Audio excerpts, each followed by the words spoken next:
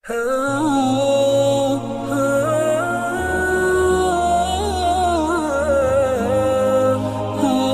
yang lain pertanyaan terkait puasa Syawal? Ada yang bertanya terkait qada? Ada yang kalah puasa Ramadannya? Ada yang berkewajiban qada? Silakan. Ya, pernyataan Nabi summa atba'ahu sittan min Syawal itu nggak ada keterangan detail tentang apakah harus berturut-turut atau tidak. Yang penting kata Nabi summa itu ya ada jedanya. Maka tanggal 1 Syawal itu kita nggak boleh puasa, ya. Tanggal 2 Syawal boleh nggak? Sudah mulai boleh, ya. Maka itu Nabi menggunakan kata-katanya summa itu ada jedanya. Kalau pakai fa'atba'ahu sittan min Syawal, maka langsung setelah selesai Ramadan langsung dilanjutkan puasa Syawal. Tapi kalau kita lihat ungkapan Nabi summa atba'ahu sittan, kemudian dia melanjutkan dengan 6 hari bulan Syawal, dan nggak ada keterangan di situ apakah 6 hari berturut-turut atau berselang-seling, maka tidak ada masalah untuk dia jalankan puasa tersebut terus-menerus berturut-turut ataupun terpisah-pisah. Dan tidak ada masalah juga kalau ingin dia gabungkan dengan puasa-puasa sunnah yang lain. Seperti hari ini hari Kamis, puasa Kamis sekaligus dia berniat untuk puasa Syawal, tidak ada masalah. Tambah lagi sekarang jatuh di ayyamul bid, sehingga satu hari ini 3 niat, yaitu dia niat ayyamul bid, dia niat puasa Kamis, dan dia niat juga puasa Syawal. Tambah lagi misalkan niat yang keempat, ini misalkan ya, di hari Selasa kemarin dia juga puasa, ya, dia sudah niatkan Kamis nanti itu adalah puasa apa? Puasa Daud, maka bisa dia tambahkan. Karena amal ibadah yang bisa digabungkan maka sepatutnya untuk digabungkan secara niat. Jadi amal ibadah itu Pak ada 2 jenis, namanya maqsudah li zatiha dan ghairu maqsudah li zatiha. Maqsudah li zatiha itu adalah amal-amalan yang memang syariat menginginkan amal tersebut dan ibadah tersebut dijalankan sebagaimana mestinya. Dan ini ada 3 jenis. Ya, jenis yang pertama itu adalah ibadah-ibadah yang independen, seperti sholat 5 waktu, ya, seperti apa? Puasa Ramadan, seperti apa? Zakat, seperti apa? Haji. Ini ibadah yang independen. Jenis yang kedua, ada ibadah-ibadah yang disyariatkan secara khusus dalam Islam. Seperti apa? Salat witir, salat apa? Salat duha. Jadi ini bentuk salatnya 2 rakaat kayak salat rawatib, tapi dia adalah syariat khusus. Ya.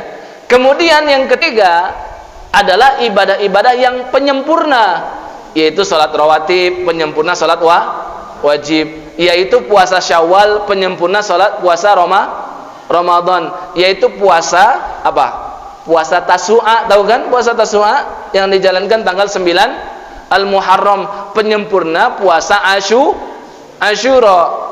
Ya, ini 3 jenis ini ibadah yang khusus, namanya maqsudah li zatiha. Ada yang ghairu maqsudah li zatiha, yang syariat tidak menginginkan kekhususan ibadah tersebut.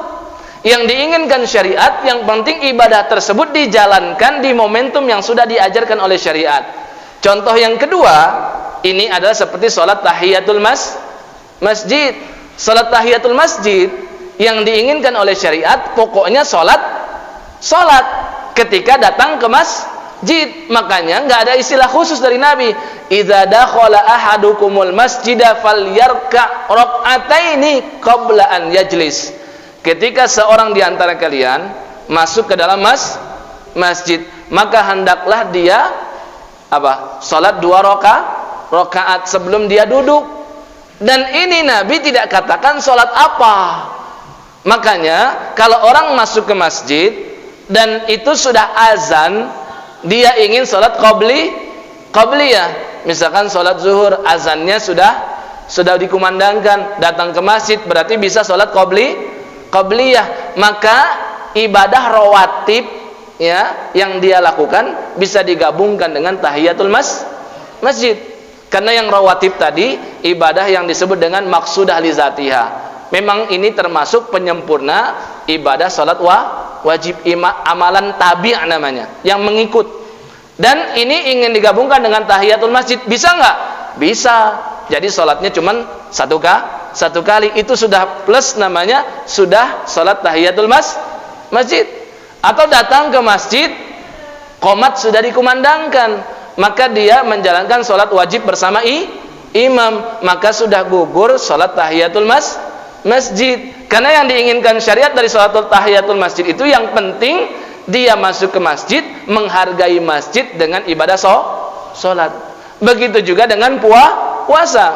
Kalau puasa Syawal termasuk bagian yang pertama, maqsudah li zatiha. Kenapa? Dia itu pada macam yang ketiga, yaitu ibadah yang menjadi penyempurna dan mengikuti puasa Ramadan. Maka dia nggak bisa digabungkan dengan puasa apa? Puasa qada Ramadan. Nggak bisa. Karena sama-sama ibadah yang maqsudah li zatiha. Jelas nggak sampai sini? Kan puasa Ramadan tadi termasuk yang maqsudah li zatiha. Memang syariat di ayat 183 dari Al-Baqarah itu menginginkan yang namanya puasa Ramadan. Bahkan di ayat 185-nya disebutkan syahrul berarti jelas. Berarti puasa Ramadan termasuk ibadah yang maqsudah li zatiha. Ya, maka nggak bisa digabungkan dengan ibadah yang satu jenis tadi, yaitu puasa Syawal. Maka nggak bisa dia berniat ingin qada puasa Ramadan sekaligus untuk puasa Syawal. Yang bisa dia lakukan digabungkan dengan apa? Digabungkan dengan Senin Kamis bisa, digabungkan dengan Ayyamul Bid bisa nggak? Bisa, karena Nabi tidak memastikan. Ya, kata Nabi SAW, beliau mewasiatkan kepada Abu Hurairah tentang siyamu salasati ayyamin min kulli syahr. Puasa 3 hari di setiap bulan. Dalam beberapa riwayat nggak disebutkan angkanya tanggal berapa. Tapi ada satu riwayat yang menunjukkan tanggal 13, 14 dan 15. Maka para ulama mengatakan ini bukan kemestian yang harus dijalankan. Yang terpenting dalam satu bulan ada puasa 3 hari. Cuman yang lebih utama di tanggal 13, 14 dan 15. Karena ada seorang tabi'in juga bertanya kepada Aisyah, bagaimana sikap Rasul ketika Ayyamul Bid? Kata Aisyah, Rasul nggak terlalu mementingkan tanggal dan harinya. Pokoknya 3 hari di setiap bulan. Berarti yang diinginkan syariat setiap bulan pokoknya 3 hari. Maka ibadah yang kayak gini bisa nggak digabungkan dengan puasa Syawal? Bisa. Karena yang satu ghairu maqsudah li zatiha, yang satu adalah maqsudah li zatiha. Maka yang seperti ini boleh digabungkan. Maka sekarang Kamis dia puasa, Senin nanti dia puasa lagi, Kamis nanti dia puasa lagi. Ambil yang paket hemat, maka insya Allah tidak ada masalah dengan puasa Syawal yang dia jalankan. Wallahu taala a'la wa a'lamu bissawab. Ada lagi? Cukup? Ya, semoga bermanfaat bagi semuanya dan semoga dapat kita amalkan dalam kehidupan kita. Kita tutup dengan sama-sama membaca lafaz doa kafaratul majlis. Subhanakallahumma bihamdika asyhadu an la ilaha illa anta astaghfiruka wa atubu ilaik. Wassalamu alaikum warahmatullahi wabarakatuh.